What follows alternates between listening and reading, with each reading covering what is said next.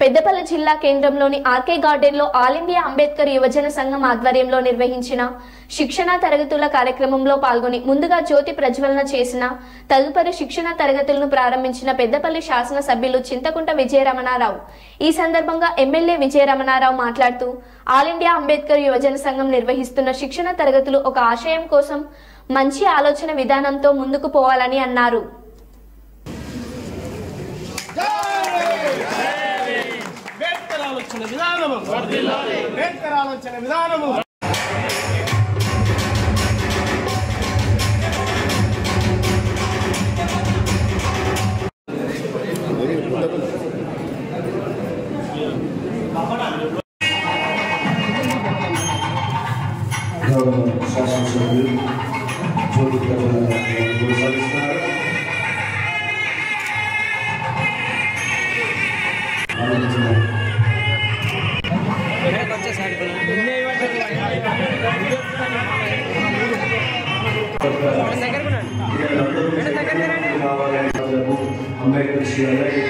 మరొకసారి స్వాగత సుమాంజలు తెలియజేస్తూ జ్యోతి ప్రజ్వలన కార్యక్రమాన్ని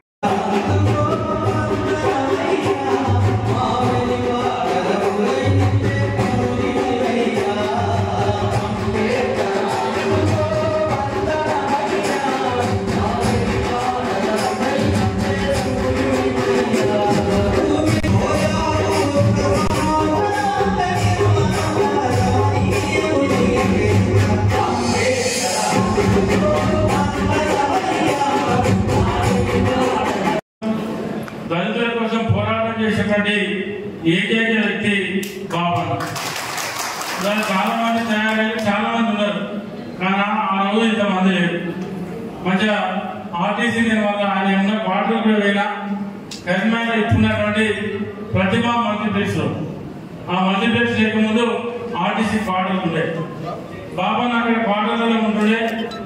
ఒకరోజు నేను 30 ఏళ్ళ కింద తన క్వార్టర్ వేయించి పోతే ఆ రోజు అప్పట్లోనే అప్పటికే జెడ్పీటీసీ కాలేదు. 95 92 91 ఆ ప్రాంతం వచ్చాడని చెప్పారు.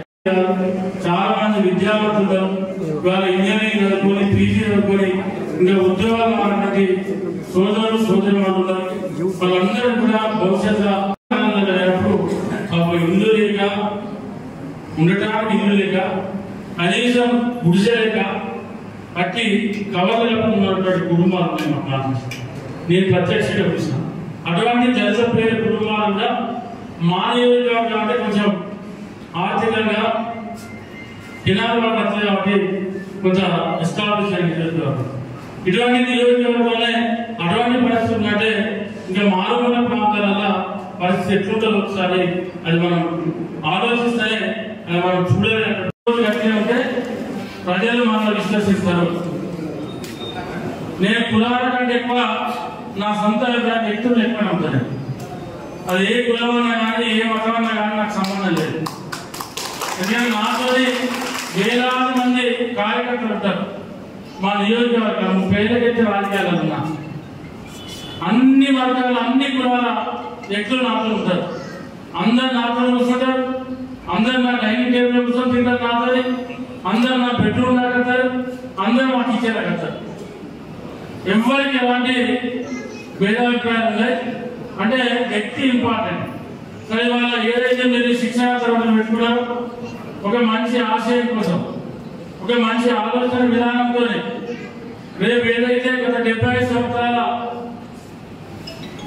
భారత స్వతంత్ర చరిత్రలో ఆనాడు స్వాతంత్రం వచ్చిన తర్వాత మా అంబేద్కర్ గారు రాజ్యాంగాన్ని రాసే బాధ్యత ఈ దేశంలో ఉన్నటువంటి గొప్ప గొప్ప మేధావులు ఆ రోజు ఒక దగ్గర కూర్చొని ఆనాడు మరి అంబేద్కర్ గారు అప్పటి లంక సదయ్య గారు మాజీ జెడ్పీటీసీ 2 సార్లు మల్యాల సర్పంచ్ కమిషన్ సభ్యుడిగా ఉన్నటువంటి దేవాలయంలో మన ప్రొక్కటి లక్ష్మణ కౌన్సిలర్ కౌన్సిలర్